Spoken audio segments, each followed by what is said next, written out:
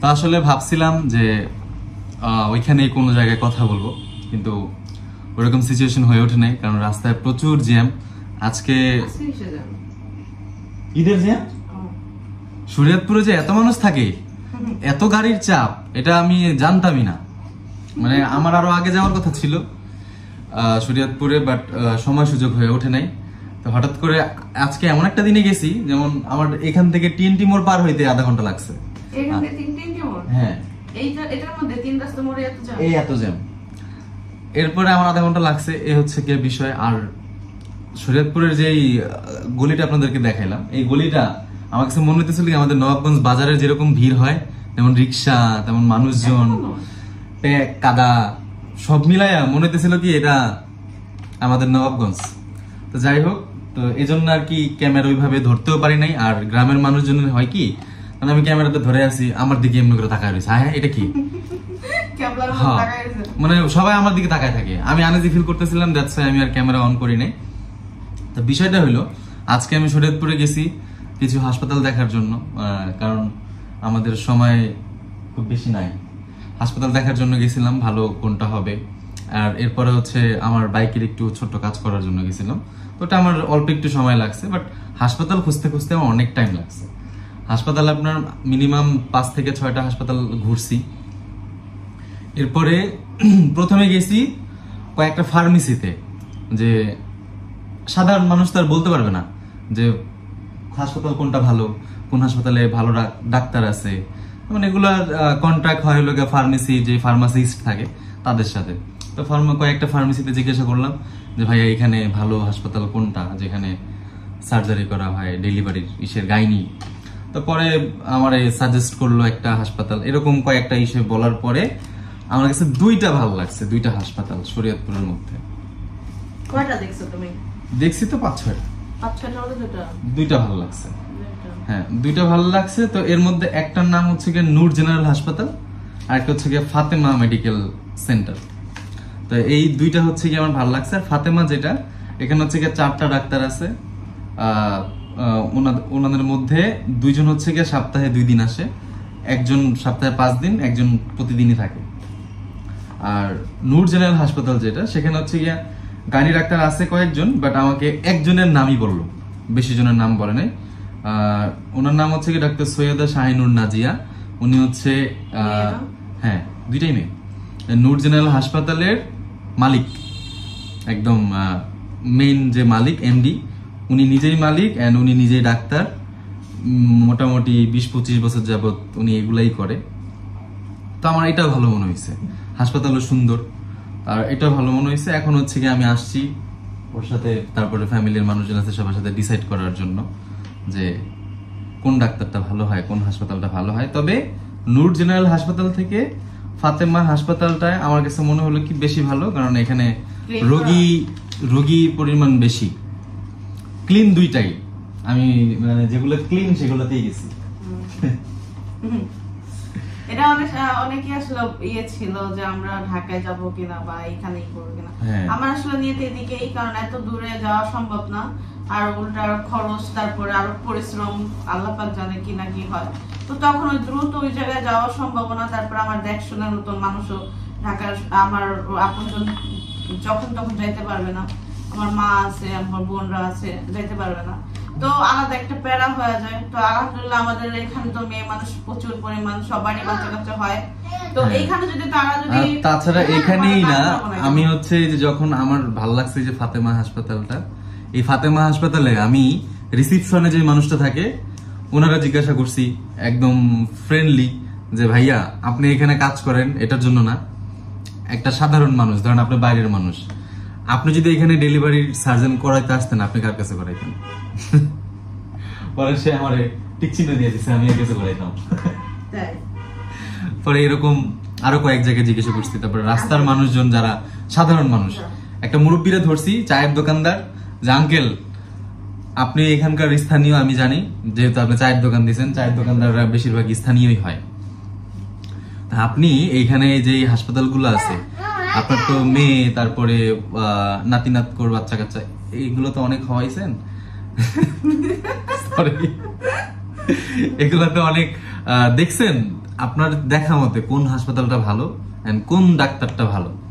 সবাই আমার বেশিরভাগ এই যে ফাতেমা হাসপাতালের নামই বললো, মানে যে কয়জনই জিজ্ঞাসা করছি মানে সবার মুখেই ফাতেমা নামটা ছিল। তারপরে আমি ফাতেমাটাই দেখলাম, এরপরে এই যে নূর হাসপাতালটাও ছিল, কিন্তু এটা একটু কম মানুষই বলছে। কিন্তু আমার কাছে মনে হয়েছে কি যে যেহেতু এটার মালিক সে, উল্টাপাল্টা করলে উল্টাপাল্টা সে করতে পারবে না, কারণ যেহেতু তার ব্যবসা প্রতিষ্ঠান এটা, সে যদি উল্টাপাল্টা করে সেই ধরা খাইবে, তাই না? এই জন্য আমার এই দুইটা ভালো লাগছে। তারপরে এই জন্য হচ্ছে গিয়ে সবার সাথে ডিসকাস করবো যে কোনটায় যায়, কিন্তু দুইটা পাশাপাশি, অত বেশি দূরে না। রাস্তাঘাট হচ্ছে আমাদের এখান থেকে একটু ইয়ে পর্যন্তই ভালো, একটু সমস্যা, এছাড়া সব ভালো, পুরোটা একদম ওকে রাস্তা। এখন তো আর ভালো লাগছে না, তুমি জীবনে প্রথম গেছো শরীয়তপুর, তো ভালো লাগছে প্রথমবার না, আমি 3 বার গেছি, এবার নিয়ে তৃতীয়। আজকে তো ঘুরছো তুমি, তো আজকে ঘুরছি, এবার এত কোনোদিন ঘুরি নাই। তুমি তো কখনো দেখো না, আমি অবশ্য গেছি 2-3 বার নাকি যেন 2-1 বার বা এরকমই হইতে পারে। আমাদের সিজন ছিল না, বড় ভাবে না কার জন্য সিজন করলো, তখন দেখতে গেছিলাম। বড় ভাবে না, আমার ফুকু ভাবে কার্ড হয়েছিল, আমার মনে নাই সঠিক, আমার মাথায় নাই। জাজিপুরে গেছিলাম, তখন দেখছিলাম। তো মোটামুটি আমি ঘুরছি, তেমন ঘুরি নাই কা। আর আমি পাসপোর্ট করতে গেছিলাম, তখন ঘুরছি। আপনাদের আমার পাসপোর্ট যখন করছিলাম তখন একটু ঘোরাঘুরি হয়েছিল, তো তেমন ঘুরি নাই কা। তো মোটামুটি ওখানে ভালোই লাগছে। তো আচ্ছা, এখানে আরেকটা বিষয় আছে, তুমি কি শরীয়তপুর পর্যন্ত যাইতে পারবা? আমার এই দুইটা ডাক্তারের মধ্যে যে কোনো একটা ডাক্তারে তোমার দেখাইতে হবে। সেটা তো আমি তোমার জিজ্ঞেস করতে চাইছিলাম যে এটা কি আমার এইখানে, তুমি যেখানে করো, মানে তুমি যেটাতে ইয়া করবা, এই দুইটার মধ্যে আমার ঘর কি আছে? আপনি দেখে আসছেন, আপনি আমি দেখে আসছি, আমার ফাতেমাই ভালো লাগছে। যদি এটাতে যাও, আগে ওইখানে যাই, এখন তো যাওয়া সম্ভব না, ঈদের পরে যাইয়া ওইখানে যে আগে একটা ডাক্তার দেখাইতে হবে, সব রিপোর্ট গুলো করতে হবে, এন্ড সে যখন বলে আসতে তখন যাইতে হবে। আমি ওইটাই জিজ্ঞেস করতে চাইছিলাম, কারণ এটা তো ওই যে জায়গায় আমি সিজার করাবো, তো ওখানে আগে তো আমার কন্ডিশনটা জানবো না, যে আমার শরীরের আগে টেস্ট গুলো করাবে, টেস্ট করানোর পরে ইয়া দেখবে, দেন হচ্ছে অপারেশন। আর একটা হলো আমার এর মধ্যে জানতে চাইছিল, আসলে আমার বেবি পেটে আসার পরে আমার এই যে থাইরয়েড প্রবলেমটা দেখা দিয়েছে কিনা, না আগে ছিল? তো এটা আমার আগে ছিল না, আমার আগে ছিল কি ছিল না সেটা ও বলতে পারে না, কারণ চেকআপ করা আপডেট সময় চেকআপ করা হয়েছে, আপডেট তো 5 বছর হয়ে গেছে, মানে ওটাই আমার জিজ্ঞেস করছে। তো তারপরে এরপর আর চেকআপ হয় নাই, কিন্তু বেবি পেটে আসার পরেই আমাদের সম্ভাবনা যে মানে আমার সম্ভাবনা যে আমার আসলে থাইরয়েডটা দেখা দিছে, এর আগে ছিল না। তারপর থাইরয়েডের প্রথম অনেক বেশি পয়েন্ট বেশি ছিল, তো মধ্যে আমি যখন ঠিকমতো ওষুধ খাইছি তারপরে নিচে চলে আসছে, না 5.2 ছিল না কি জন্য, এখন নরমাল। তো এখন নরমাল বলতে যখন আমরা লাস্ট ডাক্তার দেখায় চেকআপ করছি তখন বলছে যে না এখন ঠিক আছে। এখন তো অনেকেরই অনেক বেশি আগ্রহ ছিল, অনেকেই উল্টাপাল্টা কমেন্ট করতেছিলেন, তো এই জন্য আজকে এই ভিডিওটা করা, যে আসলে আমরা সিজারটা কোন জায়গায় করার আমাদের নিয়ত আছে। যেহেতু আমার প্রথম বেবি সিজারে ছিল, তো আমাদের তো আমার তৈরি থাকবে। হ্যাঁ, বেবি সিজার তো কালকে রাতে তো হসপিটাল থেকে বাসায় আসছে, আসার পর আর বাড়িতে যাই নাই, কারণ আজকে ওর বাড়িতে মানে এখানে আসার কথা, আমার বাসায় আসার কথা, তো এই জন্য রাতে কষ্ট করে যাই নাই। আর বাড়িতে অনেক বেশি গরম, খাওয়া দাওয়া করা সবকিছু দিয়ে অনেক কষ্ট, সবকিছু মিলে মনে করেন বাড়িতেও থাকতে পারতেছিলাম না। তো বাড়িতে কিছু কাজ কোনো বাকি আছে মার রুমে, ওই কাজগুলো হইলে আবার বাড়িতে যাওয়া, একটু থাইকে একটু শান্তি পাওয়া যাবে। অনেকেই বলতেছিল যে আপু এখন থাইকে যাওয়া যায় না, ভাবিরাও বলতেছে, মা বলতেছে, কিন্তু বাড়িতে অনেক বেশি গরম। আমার রুমে তো এসি আছে, বেশি অস্থির লাগলে, আর এই সময় কিন্তু মেয়েদের বেশি গরম লাগে, তো আমার আবার ওই হালকা পাওয়ার এসি রাইখা মানে থাকতে থাকতে একটা অভ্যাস হয়ে গেছে, তো এই জন্য বাড়িতে চলে আসছি। তো বাড়িতে আসলে কি রান্না বান্নার যে একটা কষ্টটা তো করতেই হবে, তো একটু কষ্ট করেই হলো যে এখন বয়সে হলো কাটতেছি, তার মধ্যে বডির হয়েছে ধার গেছিলাম, মানে আমি যে কাজ করতেছি বডি যে এই যে করলা কাটছি অনেক কষ্ট করে, মানে কাটা হয় না, বডিটা হলো ধার দিয়ে আসবে। হ্যাঁ, তোমাকে ইনস্ট্যান্ট একটু ধার দিয়ে দিতে পারি যদি না, ওই ধার লাগবে না, অবশ্য খুন্তি দাও, আমি নিজেই ধার দিয়ে দিই, খুন্তি দিয়ে আগে তো এরকম করতে হবে। অনেক সময় না ধার চলে গেল না, মানে অতিরিক্ত ধার কমে গেছে, আজকে হলো ভাবি করবো, অনেকদিন ধরে হলো নর্মাল খাবার খাই না বাড়িতে, শুধু মা মনে করে কি আমরা মাংস পছন্দ করি। মা হলো ওই মুরগির মাংস নাহলে গরুর মাংস না খাসির মাংস রান্না করে। তো কালকে আমি একটু রাগ হয়ে গেছি, এসব কি রান্না করো? তো ভাবি কয় মা যে করে তোরা বলে পছন্দ করো।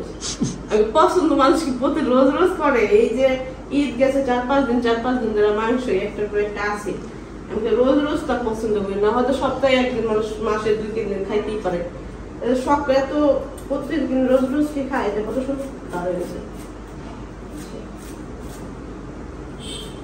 তো এই জন্য আজকে হলো যে নর্মাল খাবার, ডাল, করলা ভাজি, আর আমি সকালবেলা হলো চিংড়ি বের করছি, চিংড়ি ভুনা করবো। তো আমি ভাবলাম আগে সবজিটা কাইটা নেই, এতদিন তো একটা ছিল কি আপা হলো সব সবজি কাইটা কুইটা দিত, আমি রান্না বান্না করতাম, মানে একটু কষ্ট কম হতো। তখন অবশ্য শরীরটা অনেক বেশি খারাপ ছিল, এই জন্য ওই রান্নাটাও আমাদের অনেক কষ্ট হয়ে যেত। কিন্তু এখন মোটামুটি ভালো আছি, কাজ করতে পারি 2-3 ঘন্টা। হ্যাঁ, 2-3 মাস আগে যে অবস্থা ছিল ওই সময় থেকে এখন অনেক ভালো। মানে 2 সপ্তাহ আগে যে পরিমাণ খারাপ ছিল শরীর, ওই পরিমাণ খারাপ থাকলে আমি কিছুই করতে পারতাম না। এখন তো আলহামদুলিল্লাহ অনেকটা ভালো হয়েছি, আল্লাহর রহমত আর আপার সেবায় ভালো আছি। এখন আপা ফোন দিতেছে, বলতেছে যে তোমার দরকার আছে কিনা, যদি সমস্যা হয় বলবো। আমার এখন কয়েকদিন বিরোধী নেই, তো মনে করছে আমার শরীর অনেক খারাপ, আমি শরীর খারাপ ছিল, তো হে অনেক চিন্তা করে গেছে যে রাইখ আসলাম। সে ভাবছিল কি বেবি ডেলিভারি হওয়ার পরে একবার আমার সুস্থ কইরা তারপরে যাবে, কিন্তু সে নিজেই অসুস্থ হয়ে পড়ছে। এই জন্য আপা চলে গেছে, বলছে আমি সুস্থ হইলে আবার আসবো। আর আপনি আজকে খুঁজতেছিল, আপার অনেক মিস করতেছিল, কারণ এতদিন বাড়িতে ছিল, মিস করার সুযোগটা ছিল না। আজকে ঘুম থেকে উঠে দৌড়তে বের হইতেছিল। আমি কি গানটি বাসা আছে না, আমি গানটি করতে খাইব, ও বের হয়ে যেতেছিল, অভ্যাস হয়ে গেছে দেখতে। মানে সকাল সকাল বের হলে তো আন্টি রুমে থাকতো, তো আর ওই অভ্যাসটা আছে।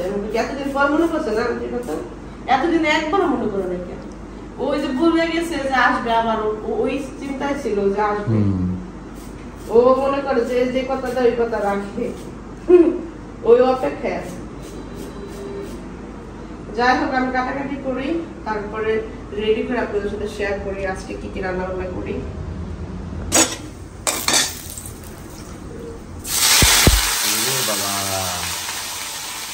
তেল বেশি গরম হয়ে গেছে,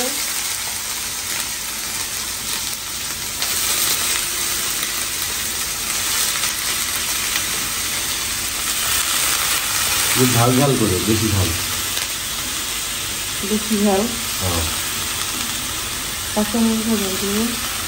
এখনো মরিচ দেই নাই, কারণ এখানে হলো চিংড়ি মাছটা কম ঝাল দিও, যাতে সবাই আপডেট হতে পারে। এগুলো বেশি বেশি ঝাল দিও।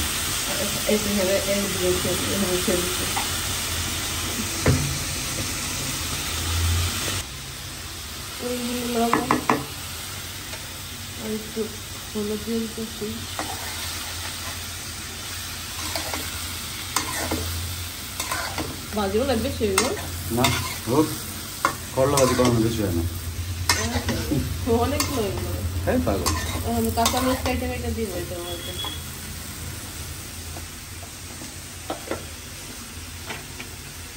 রেডি নাড়ো না, বেশ ঠান্ডা নেই। এই যে অনেক কষ্টের করলা ভাজি হইলো, এত পরিমাণ গরম, আমার অবস্থা দেখলে ভয় পেয়ে যাবেন আপনারা। মা ফোন দিতে বলতেছে অবস্থাকে, আমি কই রান্না করতেছি, গরম অনেক পরিমাণ গরম। এখন বৃষ্টিটা অনেক বেশি প্রয়োজন আমাদের। আলহামদুলিল্লাহ। এই হলো পাতলা ডাল, ডালের মধ্যে হলো আমি ধইনা পাতা দিয়ে দিলাম। আজকে ধইনা পাতার গ্রামে সব জায়গায়। পাতাটার কালারটা খুব সুন্দর হয়েছে। তো যে ডাল বাগার দিলাম, আর ওদিকটা হলো বেডরুম পরিষ্কার করতেছে আবদি আর বাবু মেলা, কারণ 2টা বেজে গেছে, গোসল করবে, খাওয়া দাওয়া করবে। আর আমার রান্নাও শেষ পর্যায়ে, ভাজি হয়ে গেছে, ভাত হয়ে গেছে, ডাল হয়ে গেছে। এখন চিংড়ি মাছটা পরিষ্কার করে রান্না করব। এই যে দেখেন চিংড়ি মাছ, এই হলো নদীর চিংড়ি, এটা আসলে অনেক পছন্দের আমাদের একটা মাছ। এটা কয়েকবার বের করছি, 2বার বের করছি। একবার পরিষ্কার করছি এই জন্য, মানে পরিষ্কার হয়নি এই জন্য খাইতে পারিনি। একবার হইলো মানে বেশি রান্না বান্না হয়ে গেছে এই জন্য আর এটা রান্না করি নাই। এই হলো বিষয়। তো আজকে হলো রান্না করব। আর এই দেখেন আমার গাছের অবস্থাটা কি, 4 দিন হয়ে গেছে, তো 4-5 দিন হয়ে গেছে, এই জন্য পানিও চেঞ্জ করা হয় নাই, গাছের পাতাও মরে গেছে, এই অবস্থা হয়ে গেছে। তো আজকে এটা পরিষ্কারও করব, চিংড়িটা পরিষ্কার করি আগে। তো এখানে দেখতে পাচ্ছেন পেঁয়াজ কুচি করে নিচ্ছি। এখন হলো হলুদ মরিচ দিয়ে দেবো। আমি হলো চিংড়ি ভুনা করবো। লবণ বেশি বলতেছে, কাঁচা মিষ্টি বেশি দিনের জন্য দিলাম না, কম দিলাম। এত পরিমাণ গরম, যখন মাঝে করতেছি অবস্থায় যে ই রাখছে, চিংড়ি খেয়ে রাখছে, বড় বড় চিংড়ি কয়েকটা খেয়ে গেছে, ফ্রাই করলাম। কম বেশি লাগতেছে।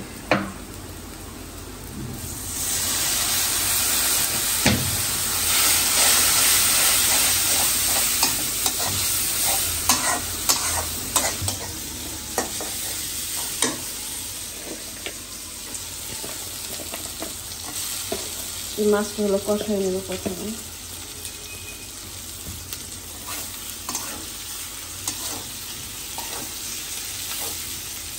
পেঁয়াজ দেখলাম কতগুলো দিলাম, নাই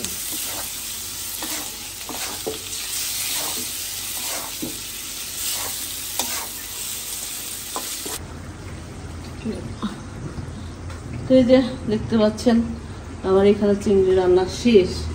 আর এই যে আর এই যে এটা পরিষ্কার করলাম, এই দিকটা পরিষ্কার করলাম, আর রান্নাঘরটা পরিষ্কার করলাম। এখন হলো থালা বাটি ধোয়া বাকি আছে, একটু ধরে মতো দিয়ে দিলাম।